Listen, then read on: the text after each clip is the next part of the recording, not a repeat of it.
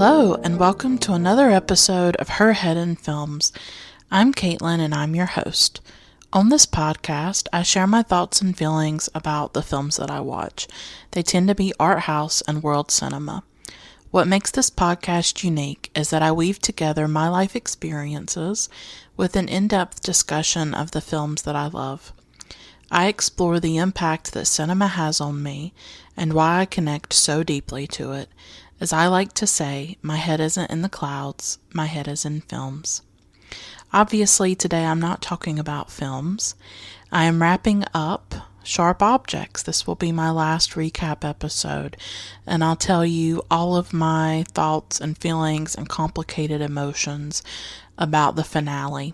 It's been a great journey. It's been wonderful to bring you these recap episodes and to share my own very deep and personal connection to this show and why it means so much to me. So I hope that you will stick around and listen to the full episode. I do want to give you a content warning. If you are a viewer of Sharp Objects, you know that there is very difficult stuff in this series. So I do talk about violence. I talk about self-harm. I talk about mental illness, sexuality, and things like that. So just be warned that I do talk about those subjects. Her Head in Films has a Patreon where you can financially support the podcast on a monthly basis and also access rewards and extras. You can find more information at patreon.com/herheadinfilms. That's patreon.com/herheadinfilms. At one level, you get a shout out on each episode. So I love to give a shout out to my wonderful patrons Tyler, Max, David, Juan, Iris, Teal, JD, Vanessa, Spunden, Polina, Olivia, Carolyn, Jesse, Feminist Overlord, Michelle, and Lindsay. Thank you all so much for being patrons. You definitely make this podcast possible. If financial support is not an option for you, and I definitely understand if it isn't, please consider reviewing the podcast on iTunes and or Stitcher. If you write a review on iTunes, I will read it on a future episode of Her Head in Films. You could also tell your friends and followers about the podcast if you think that what I talk about would maybe resonate with them. Or you could just send me an encouraging message or write a comment or interact with me in a positive way on social media. You don't know how much that means to me. It is so important because I struggle with so many self-doubts and insecurities. And so when I get messages like that, they really do help me. And they often always find me at really low times when I need them the most. I'm on Facebook, Twitter, and Instagram at Her Head in Films. Just search for me and I'll pop up. And you can see links to all my social media accounts listed in the show notes of each episode. So let's talk about Sharp Objects.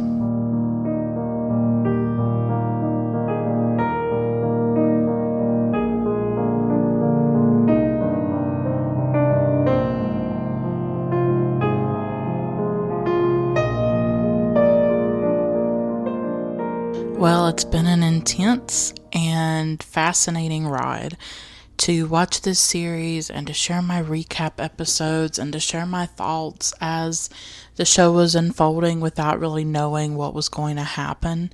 Now, I will admit, recently I did sort of read a spoiler about what was going to happen.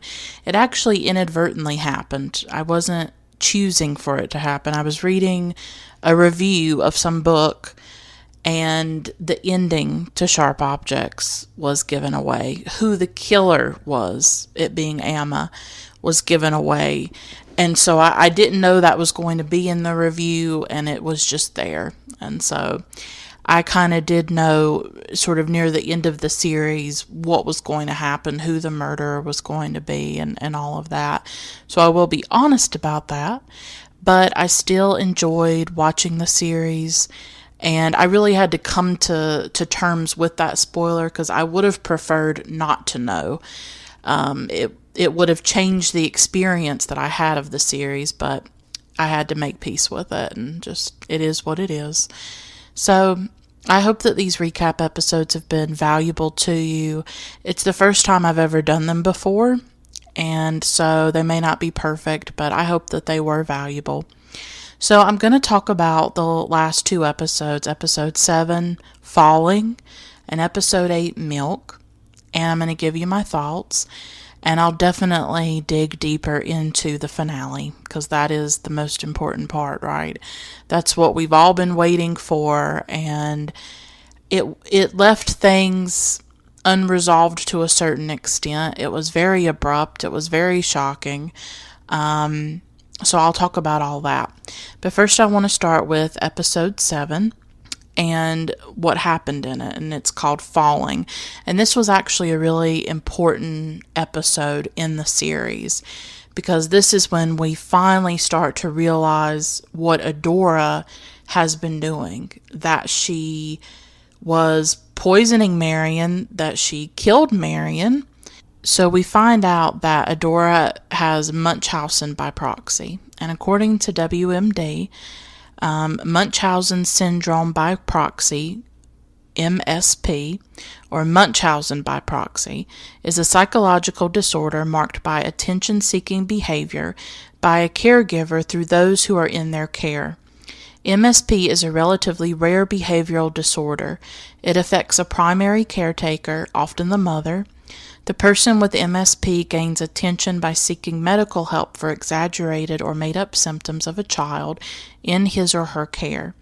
As healthcare providers strive to identify who's causing the child's symptoms, the deliberate actions of the mother or caretaker can often make the symptoms worse. So that is a breakdown sort of Munchausen syndrome by proxy. And I don't know how well other people are familiar with it. I'm very familiar with it because I used to watch true crime shows in the 1990s, and there was one hosted by Bill Curtis, who I really love, and it was called American Justice. And I do think that there were a few stories about Munchausen, and just there were various stories that I watched in the 90s on these different documentary shows, these different true crime shows that absolutely talked about Munchausen.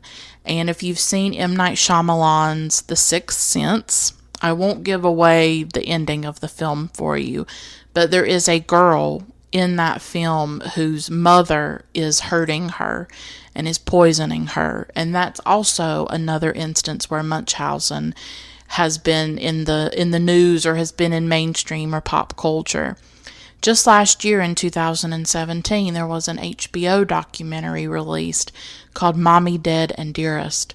It's directed by Aaron Lee Carr.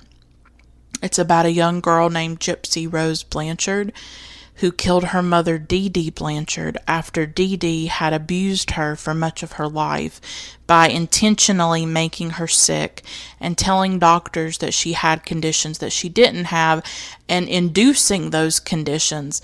Gypsy was confined to a wheelchair. Gypsy had to go through all kinds of surgeries. It's a very interesting documentary, and Gypsy ended up killing her mother. She met this boy online, and the two of them together killed her, and Gypsy was given 10 years in prison. And so the documentary features interviews with Gypsy, interviews with her family, including her father, who had divorced Dee Dee and didn't understand the extent of what was going on.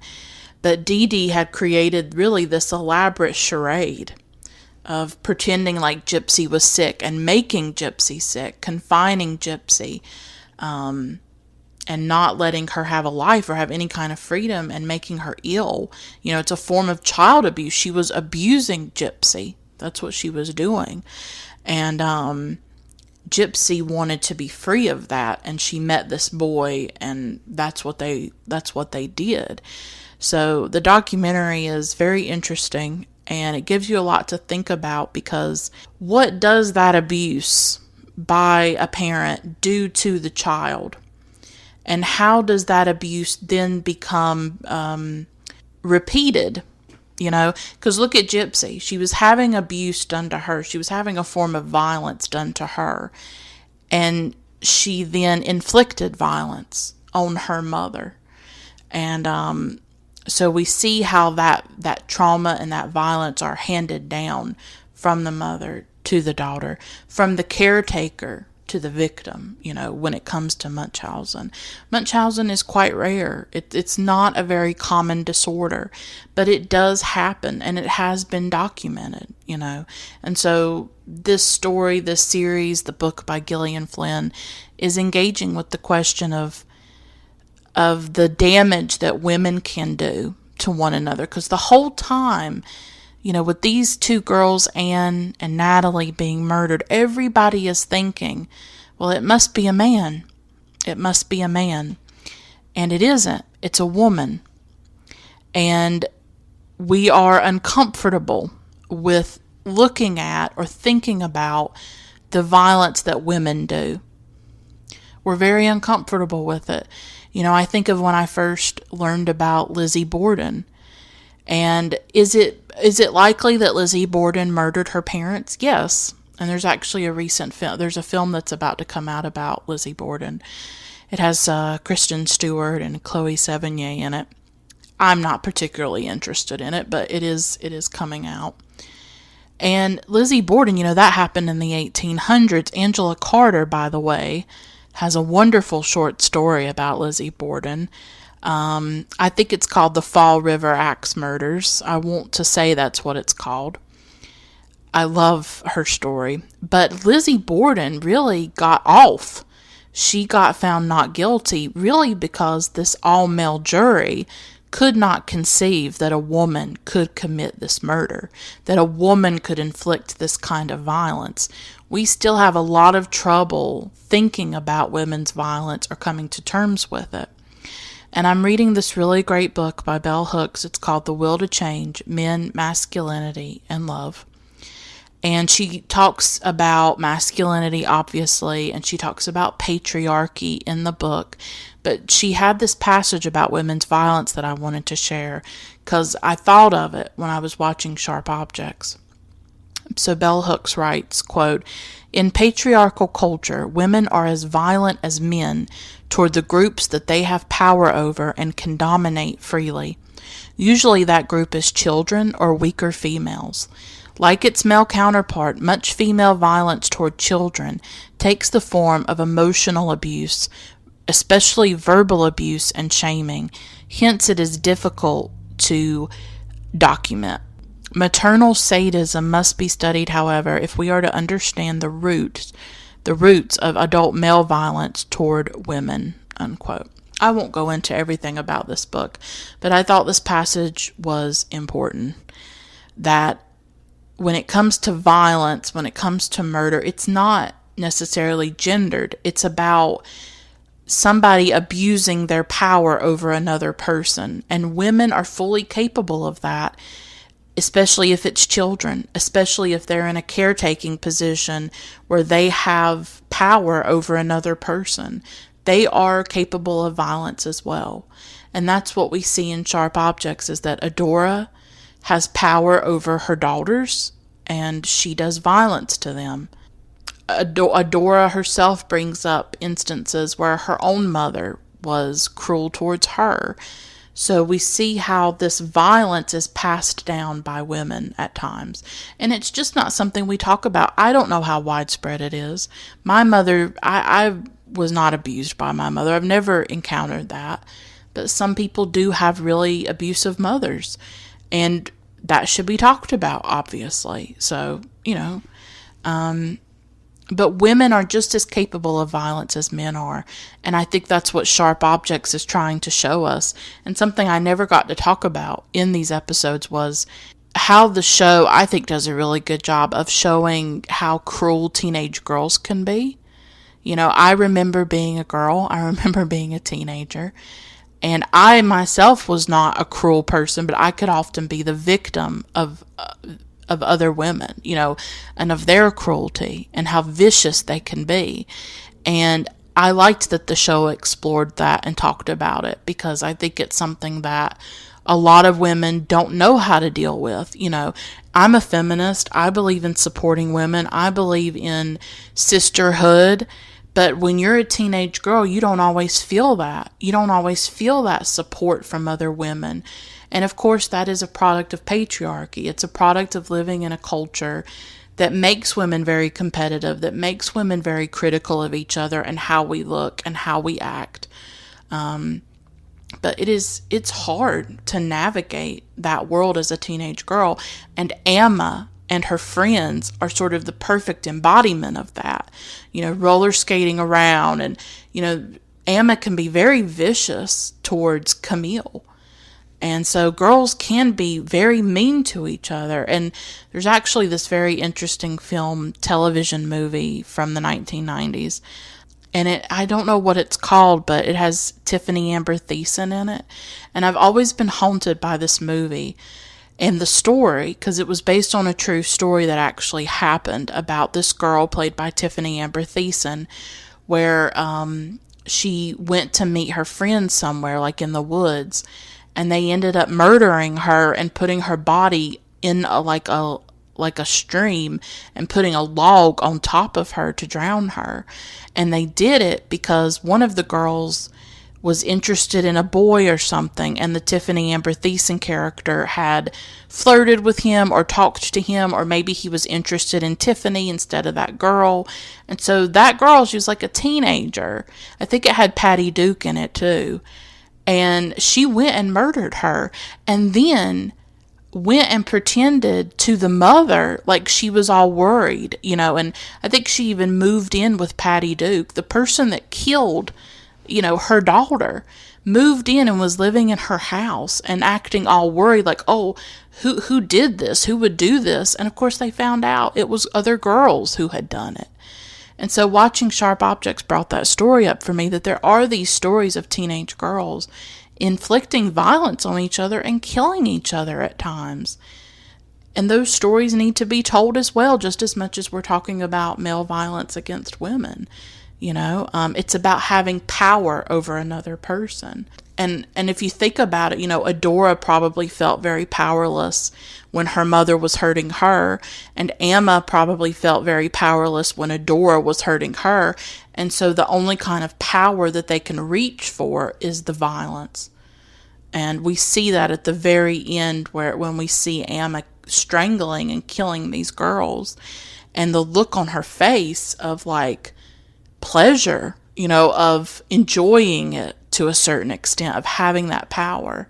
So episode 7, it's called Falling, and this is really an important episode because Detective Richard, starts to look into things, and he starts to find medical records, and he starts to realize that Adora was poisoning Marion, and that Adora is the one that killed Marion, really. And he also realizes that not only did Adora kill Marion and poison her, and she's also doing it to Emma. And this also is the episode when Emma starts to be confined in the house, where she becomes sick, and her friends come to the house and ask about her if she can come out, and they won't let her. And Adora confiscates Emma's cell phone, and so she starts to be confined and poisoned and sickened by Adora, and we start to see that happening. This is also the episode when John Keene, Natalie's brother, is arrested for the murder, and they actually break into the hotel room or the motel room where John and Camille are together, because Camille believes that John's innocent, and she goes to see him at a bar, and they start to talk, and they sort of have this connection through losing a sister. And so I thought this episode did a good job at looking at the way that grief can sometimes bond us with other people. Like when I see somebody else grieving, or when I hear about another woman who's lost a father, I have to say that I do feel a kinship to a certain extent. Like I feel like I understand a little bit of that pain, and it's like you want to help them or soothe them, but it's hard to know what to do, and it's hard to know what to say, because at the end of the day, everybody has to bear grief in their own way. There's not a lot anybody else can do. People can make your life a little easier, and they can offer comfort, and they can help you. but you still have to like live with it and cope with it. And that's within your own head and your own mind. But you can tell that Camille feels this connection to John because she can tell that he is sensitive, that he is mourning Natalie, that he is upset about what has happened. And to add to his grief, he's been a suspect the entire time. You know, I think this is also a series that shows how the police can be wrong. How in these little hole-in-the-wall towns, these little tiny towns with these law enforcement agencies that never handle murders and don't always know what the hell they're doing, that innocent people can easily be arrested, you know? And the whole time they think it's John Keene. It was never John Keene. You know, the whole time it was Emma. And I think this is also the kind of series where you'll go back and rewatch episodes and you'll notice things that you didn't notice. And I definitely hope to rewatch the series because I just love it so much. But probably one of the most powerful scenes of the entire series is when, through their shared grief, you know, and their shared pain, Camille and John go back to the motel room and have sex with each other. And it's just this incredibly, it's erotic, but it's also emotionally powerful and very moving. Because up to this point, when Camille has been with Detective Richard Willis, played by Chris Messina, she has not showed her body. She has kept her clothes on, unwilling to expose herself in that way and to be vulnerable in that way, perhaps sensing that Richard would not be able to handle it, would not be accepting of it, because her trauma is written on her body, you know, through these words that she has put on her body. Her body and skin are like a text. And she hides that from Richard, you know. But with John, I guess through that shared grief, she's willing to open up. She's willing to unpeel her clothes. And he undresses her and he reads the words on her skin. And I think she feels completely safe with him. That instead of being horrified by her scars and what's on her body, that he is accepting of it. That he kisses her skin. That he's loving and tender with her. And I think she finds something with John that maybe she's never found with another man. And it's a really beautiful scene. Like, he's very kind and caring towards her, kissing those scars, kissing the words.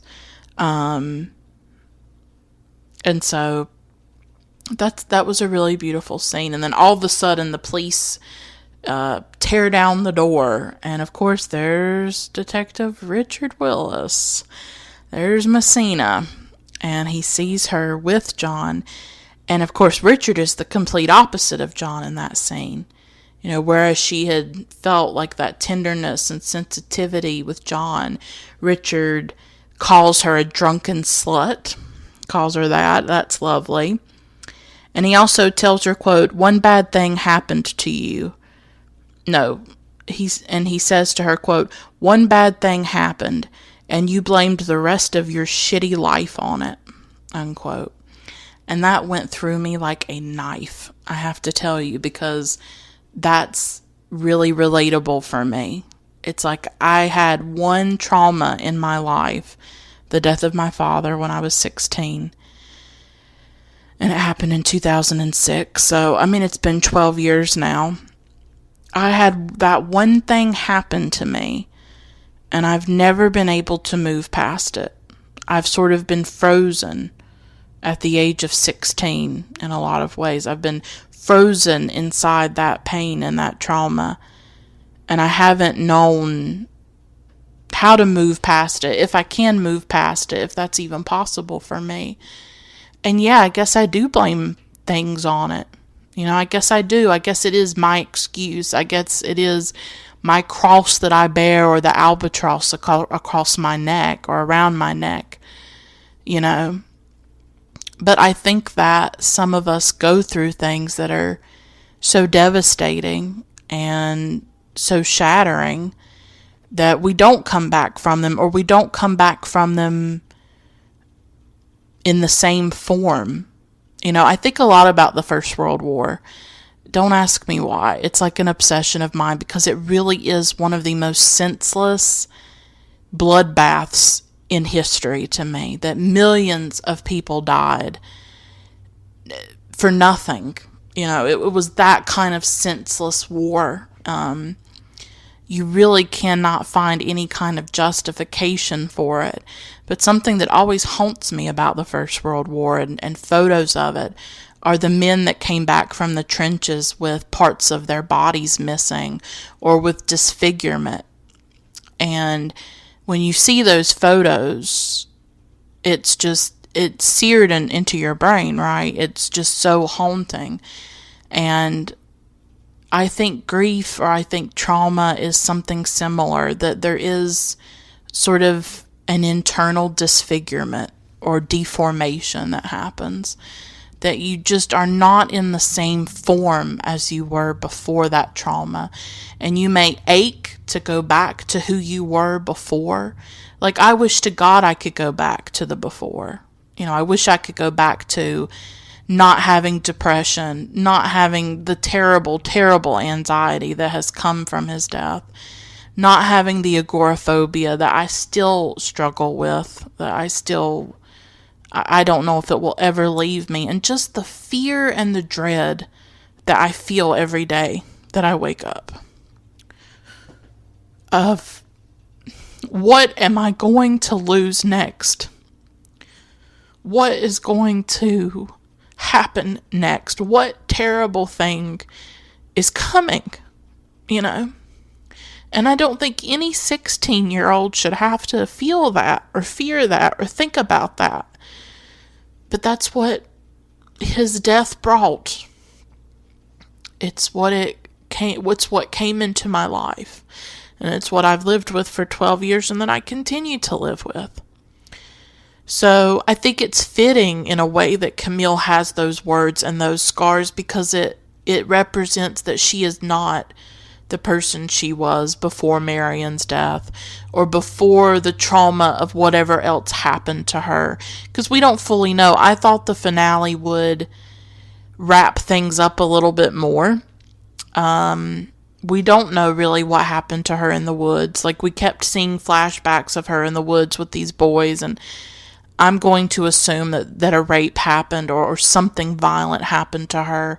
Her life has been punctuated by moments of violence and trauma. And it's part of her body, it's part of her soul,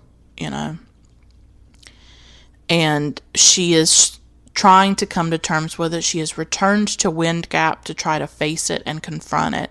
And of course, the whole irony of the whole show is that she's looking for the killer. Everybody's looking for the killer, and the killer is right under her roof. The killer is right in front of her in the form of Emma. It was her the whole time.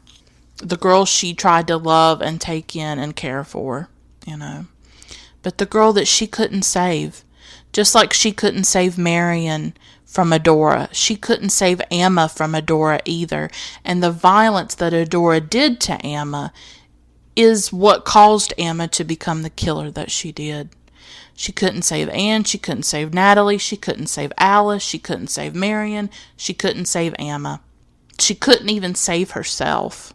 That is sometimes the brutal truth and reality of life, is that we cannot save the people that we love, and we can't save ourselves either.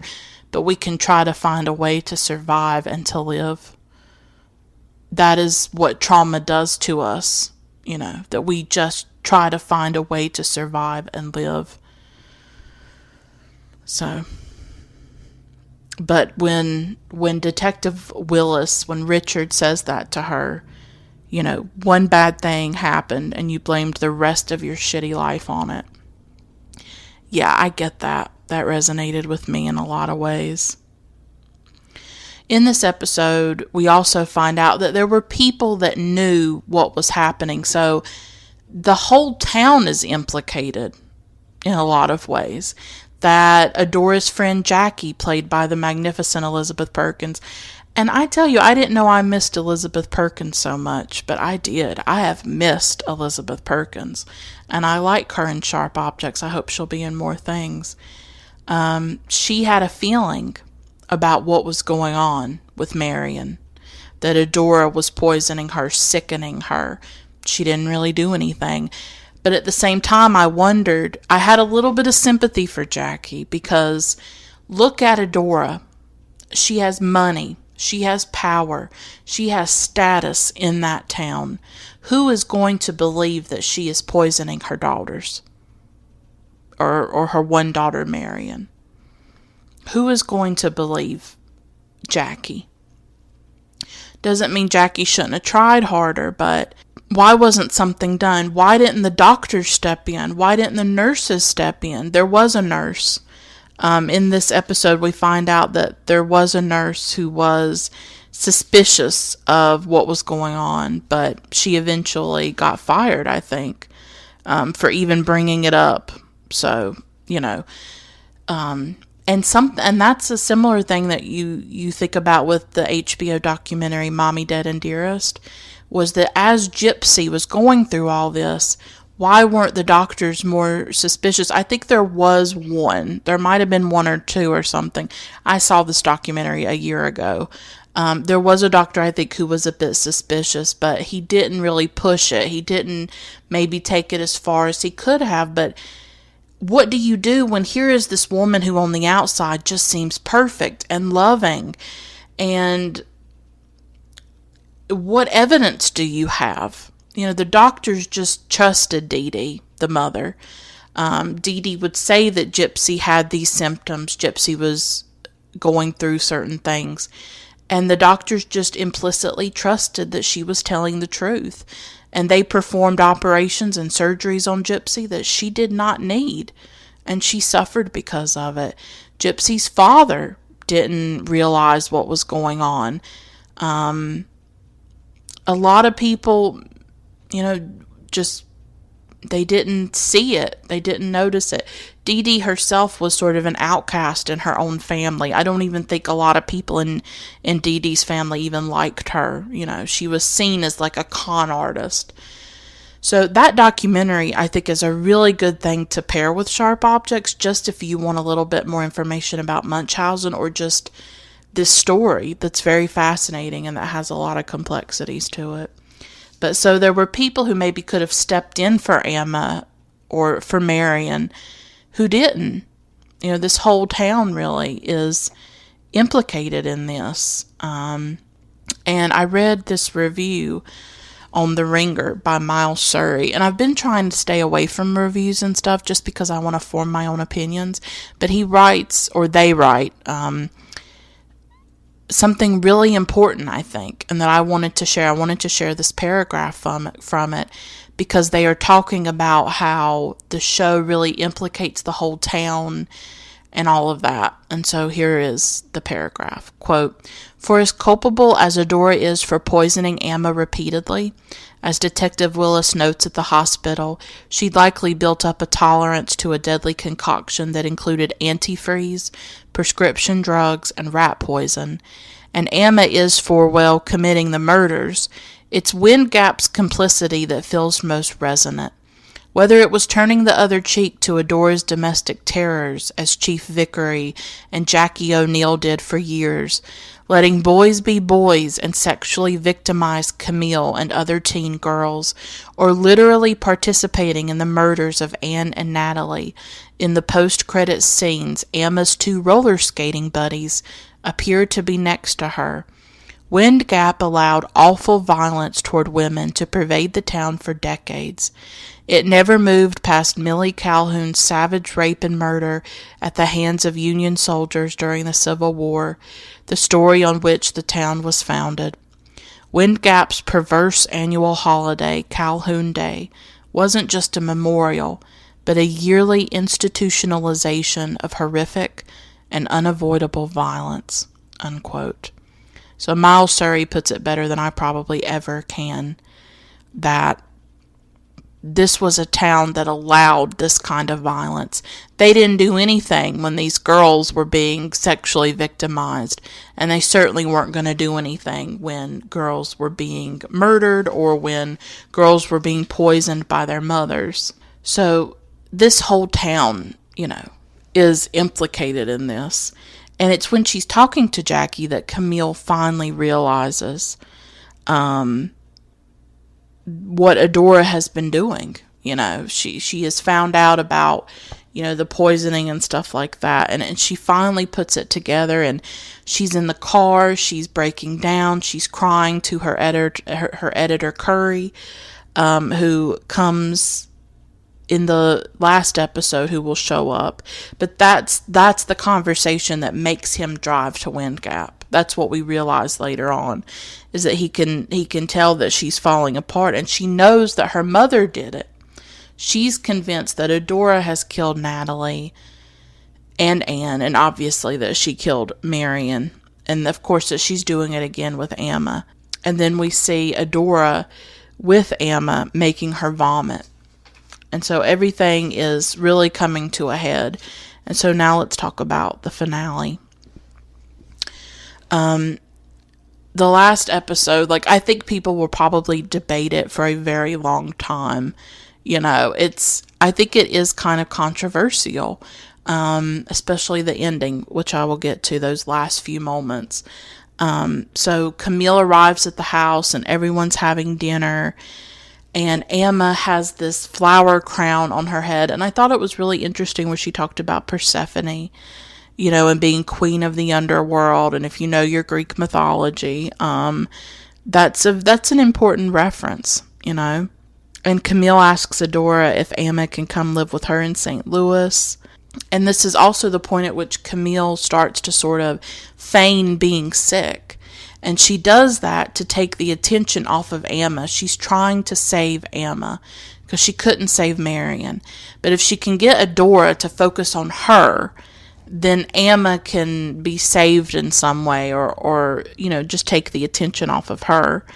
And of course, Adora puts Camille to bed, and she gives her medicine, in quotes. Obviously, it's actually a mixture of different drugs, antifreeze, rat poison. We don't know what's in this concoction, but she's giving it to Camille. And all of this is a ploy, to try to save Amma. She tells Amma later on, go get Richard. Amma never leaves to go get Richard. She stays in the house. She encounters Alan, who tells her to go back to bed and things like that. And I think this is also when we start to realize that Alan is much more complicit in this than we first realized. That Alan seems to know what Adora is doing, because later on when Richard arrives and comes to the door and wants to see Camille, Alan turns him away. So Alan in many ways has been an enabler of Adora's behavior. And I really, this episode made me think more about how so much happens in families that we can't see. That we are inundated with social media nowadays, where we see people's beautifully and perfectly curated lives on Instagram or Facebook, and they're smiling and they've got family pictures, the father with the children, and then you hear that the father killed the children and the wife. Who could have seen it coming? You don't always know what's going on inside the four walls of a home.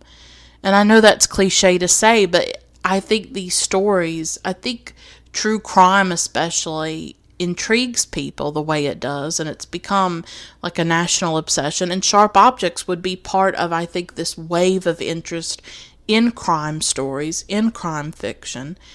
What intrigues people is that you can see this outward facade, and people seem normal, and people seem loving, and you think that you know them, but you really don't know them at all.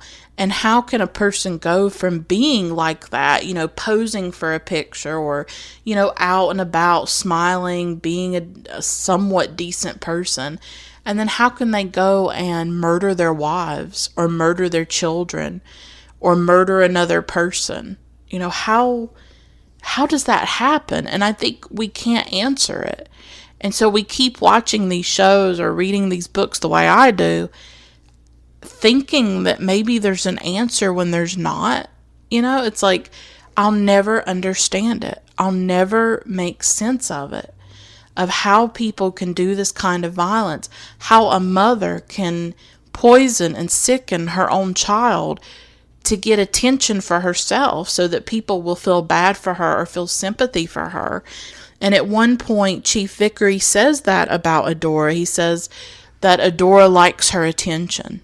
She likes to get attention. She likes to be seen as the victim. And she uses her children to get that attention and to create this facade and create this image of herself as this loving and doting mother, just the way that Dee Dee Blanchard did. And in this episode, Adora is doing all this. She's committing all this violence. And then they're at the police station interrogating John Keane, who has nothing to do with these murders. What I thought was really interesting about this series that I wanted to touch on for a moment was the way that the police were represented. Like, this is not Sherlock Holmes. This is not like a really great police force or detective on top of their game. And this is also not a police procedural, which is, I think there's been some criticisms of the show that it's not, who's the bad guy and what are the clues, and it never focused on that. It was always about Camille and Amma and Adora and this trauma and mental illness, and it's slower, it's more meandering and sort of abstract or impressionistic in a way. It's about the lights and the colors and the memories and the flashbacks and the music, and you enter into that world, and it's not about, who are the suspects and how are the police finding who did this. It decentralizes the police investigation, which is not how most shows like this are, but it absolutely decentralizes it. And it also shows how sort of tedious and boring and time-consuming and meandering police investigations can be. That there's not always a smoking gun. That sometimes the police come across a crime scene and they have no idea who did it. And that scares people to death. Unsolved crimes scare people. They want to believe that they know who did this, that they know the bad guy, that the police are going to come in and swoop in and find out who did it. And the truth is that sometimes we don't know. Sometimes the police simply don't know. And sometimes they get lucky and they come across a break, and sometimes they don't. And it'll become a cold case for years and years and years. A lot of these police investigations are haphazard. A lot of them are happenstance and luck and good fortune, that somebody talks or there is a clue left behind. But a lot of times there isn't. And they were about to arrest and prosecute John Keane, who hadn't even done it. He could have easily become a wrongfully convicted person because this small town police force wanted to put him away. And they had the power to do that. They had the institutional power to do that. But we see how easily these police departments can go after the obvious suspect, and somebody could be wrongfully convicted as a result. Where the real murderer whole time is, on roller skates going through the town, and nobody thinks that it's her. And so Camille, really, it seems to us like Camille's going to die. She's struggling to walk. She's nauseous. She's vomiting. At one time, she's in the bathtub and she's throwing up. And when she's in the bathtub, Adora tells her that Camille is most like her. And Adora talks a bit about her mother, how her mother would punish her when she was a child by taking her to the woods and leaving her there, and that she had to find her way home. So that's another clue as to the way that violence and trauma can be handed down, that Adora was abused by her mother, and she in turn has abused her children. And she's gotten away with it because of her money and her power in the town. And Camille really thinks that she's dying. I mean, it looks like Camille could possibly die. And like I said, Richard at this point shows up. He comes to the door. He wants to know, is Camille there? Because her car's there. And Alan won't let him in. And so this is the time, I think, when we finally realize how complicit and what an enabler Alan has been. And it looks like he's going to leave. and we think that he has left, and Camilla's just writhing on the floor. She's having these flashbacks. I think it's very poignant that when she is starting to sort of lose consciousness and all of that, that she thinks of Marion, that she thinks about being with her sister. And all of a sudden, while Camille's lying there, we see these lights that start to flash on the ceiling because she's looking up at the ceiling. And we see the cop lights, the flashing blue and red lights. And then Camille imagines Marion beside her on the floor. And Richard shows up, Curry shows up, her editor, who is really like her father to her. Curry really seems like he's been a father figure to her. And he takes her in his arms, and Richard sees some of the scars on her body. He sees some of the words, and you can tell that he is really put off by it, So Frank Curry, that's her editor, he just takes her in his arms, and he's holding her, and he is the person who has always been there for her throughout all of this. He's the one who's called her, that she's been talking on the phone to, and of course, he's also the one that sent her back there. I got to thinking about that. I'm like, her editor sent her back there into the jaws of the lion, right? He sent her back into that danger. Maybe he didn't realize how dangerous it was, but she went back there and it could have killed her. It's sort of re-traumatizing her in a lot of ways. I mean, think about what she's gone through and what she has seen. She saw Natalie's body with the teeth missing. She herself is being killed, or, Adora's trying to kill her, it seems like. She's really being sort of re-traumatized by having to go back to Wind Gap, and to face those demons. But sometimes those demons can almost kill you. And they almost kill Camille in a lot of ways. And so part of me was sort of mad at the editor. Like, why did you send her back into this? You sent her into this danger. But if she hadn't gone back, I guess they wouldn't have figured out who did all of this. Although they still have the wrong person because they think that it's Adora. They find pliers in Adora's house and they arrest Adora for these murders. They take Camille and Amma to the hospital, and obviously they're saved and they get better. And at the hospital, Richard comes and apologizes to Camille and all of that, but obviously there's not going to be a relationship with him. And so we go into the last part of the episode, and I think this will probably be the most controversial part, is when Amma goes back to live with Camille in St. Louis, and everything seems to be going well. They actually make trips back to Wind Gap to see Adora's trial, and Amma goes to talk to Adora, and it's clear that Adora, even though she poisoned Amma, she is going, I guess, to take the fall for Amma. It wasn't fully clear to me if Adora knew that Amma had killed Natalie and Anne. That just wasn't clear to me if she actually knew. But she certainly wasn't saying anything. She wasn't saying, oh, well, it was Amma. She seems to be taking the fall for Amma, which sort of surprised me because she's been poisoning her all this time, and trying to kill her to a certain extent. But now she's willing to go to prison for her. And Camille writes like this final piece, I guess, about the whole situation, about her mother being arrested for murder and all of this. And Frank Curry, the editor, is reading it, and he's very moved by it. And she writes about the guilt that she felt at not saving Marion, but how by taking in Amma, she can care for Amma now and sort of save Amma the way she couldn't save Marion in a lot of ways. And what Frank Curry reads from it is just incredibly moving, and so that's an important part of this episode, I think. But that's also what makes it so tragic, is that here she thought she was saving Amma, getting Amma away from the danger. She doesn't realize that Amma is the danger.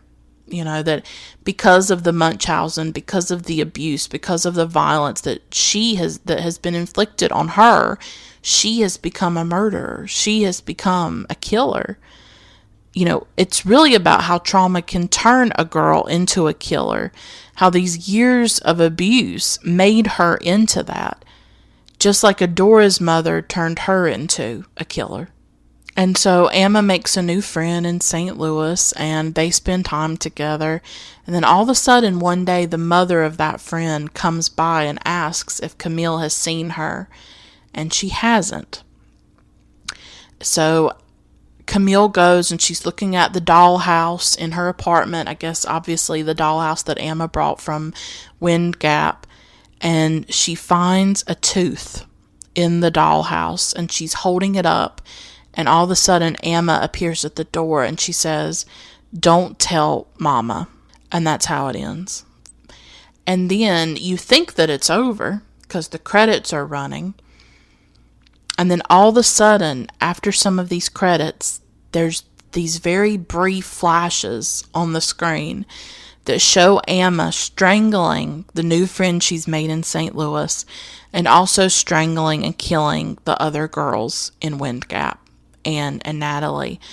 And what was also jarring about these very brief scenes was that Emma was not alone when she was killing the girls in Wind Gap. That it seemed like people were with her, possibly the friends, her friends. And then at the very, very end, after more credits, even more credits go by. I didn't even know about this until I read something and it mentioned it at the very end. Then we see Emma in a white dress in the woods, and she is the woman in white that was mentioned much earlier in the series by a little boy that said when one of the girls disappeared or whatever, that he saw a woman in white. So that's how it ends. And I think a lot of people are processing this ending, struggling with this ending.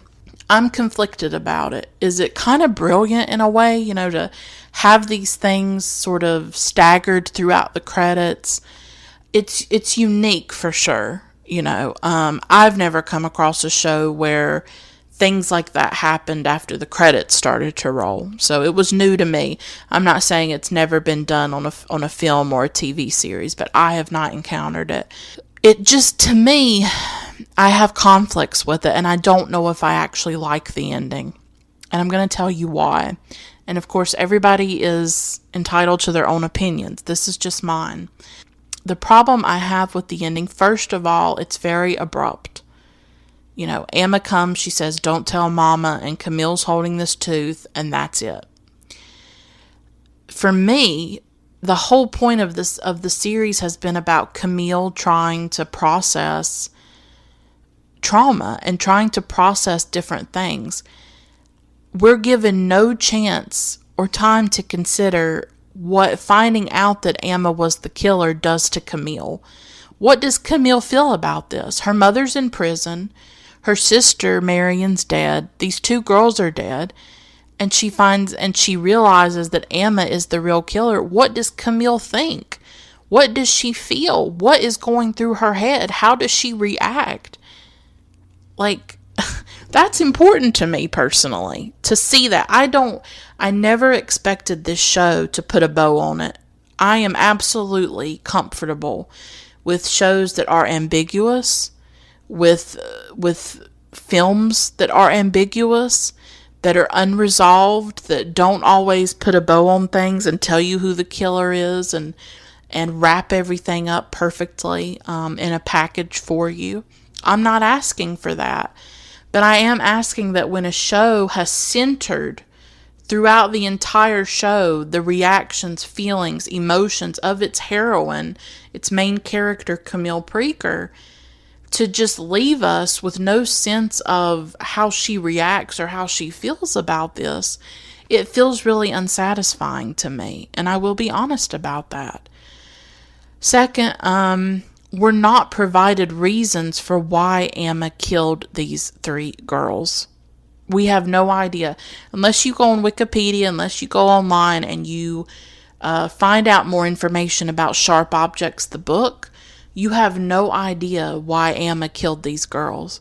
Did she do it for fun? Did she do it because she was jealous that her mom was getting close to them, to these girls? Because we know that Adora had relationships with Anne and with Natalie.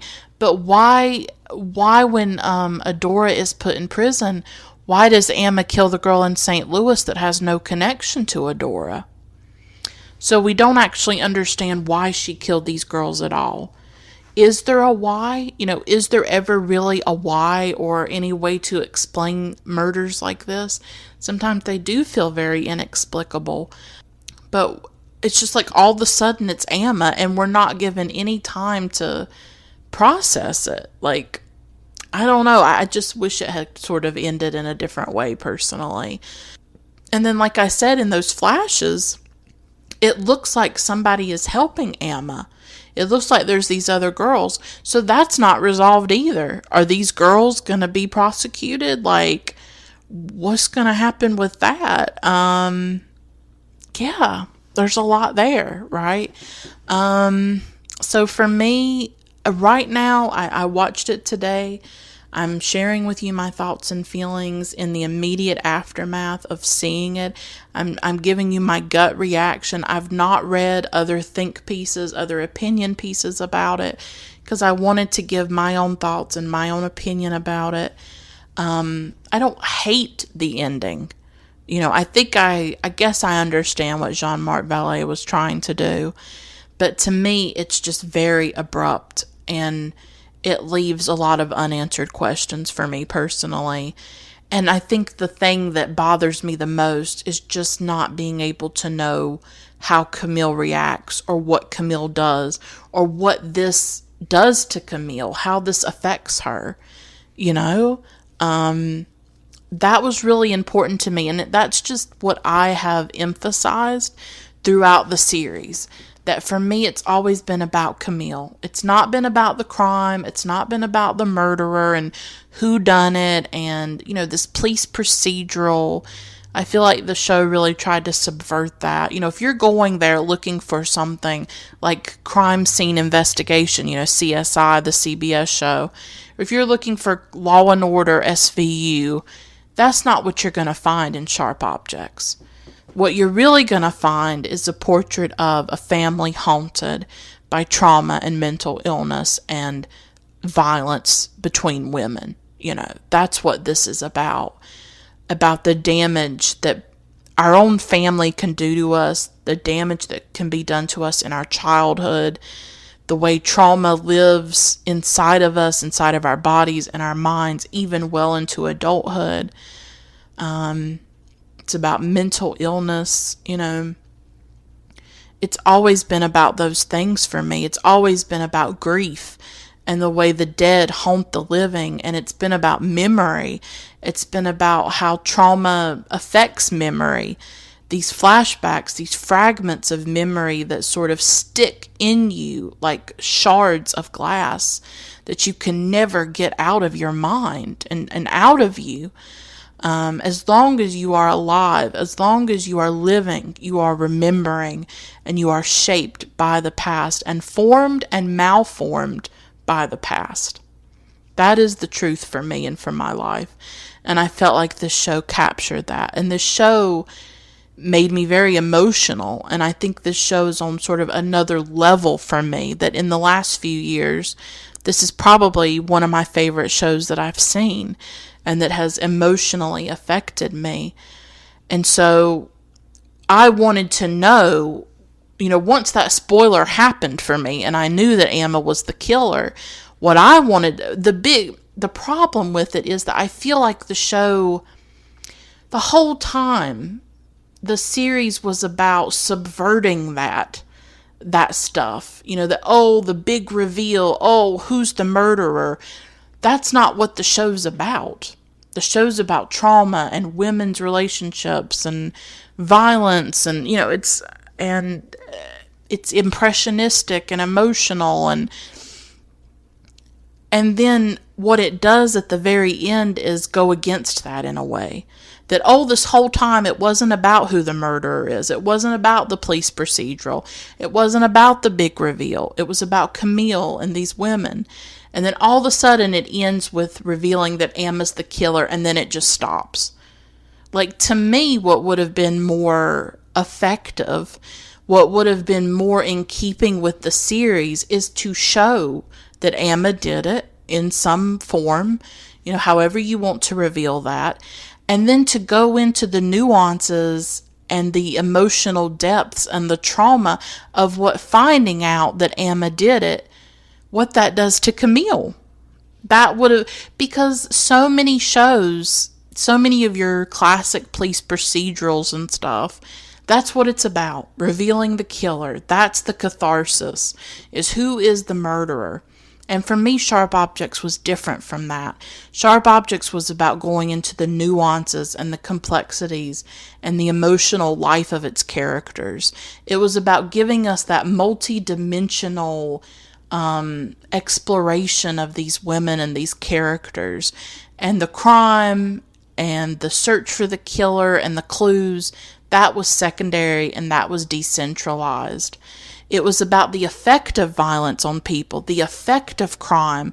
That's also what made a show like Broadchurch so great for me personally, was that I felt like Broadchurch was doing something similar, especially in the first season, when it was looking at the grief caused by the death of a child, the grief that a family has to try to cope with. It wasn't about the investigators as much, or the crime itself, or the murderer. It was about the aftermath of it and the trauma that it inflicted and how a family lives with that trauma. And so for me, that's sort of what Sharp Objects was doing. And so this ending, the more I talk about it, the more I don't like it, actually, as I start to articulate it, because this is the first time I'm articulating this, vocalizing it, is that what would have been more meaningful and significant for me is if we had found out that Emma was the killer, and we had then seen how Camille processes that and lives with that. Because she's already lost Marion. She couldn't save Marion, and she couldn't save Emma either from her mother. She couldn't save Alice when she was in the mental hospital. So what does this do to Camille? Does it precipitate another breakdown? Where does it lead her in life? That's what the series could have mined and explored. And that would have been more meaningful for me personally than to just end it at, oh, Emma's the killer. Oh, and here's her, getting off on strangling these girls. It doesn't deal with it. It doesn't deal with what Emma did. It doesn't deal with this violence. It just shows us this violence, but then what are we supposed to do with it? What does Camille do with it? I'll never know. I don't know what Camille does with it. Because the show didn't give us that. The show gave us the big reveal, but it didn't give us the aftermath. It denied us that. It denied us seeing, how does Camille respond to this?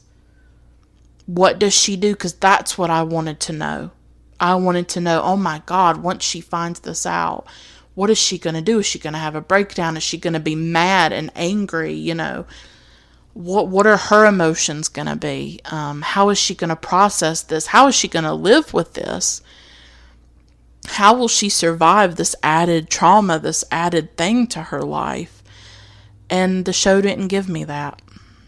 Yeah, and that kind of upsets me. But that's just my opinion. I'm coming from a particular view that I saw this show as being about, so many things that are very emotional and painful.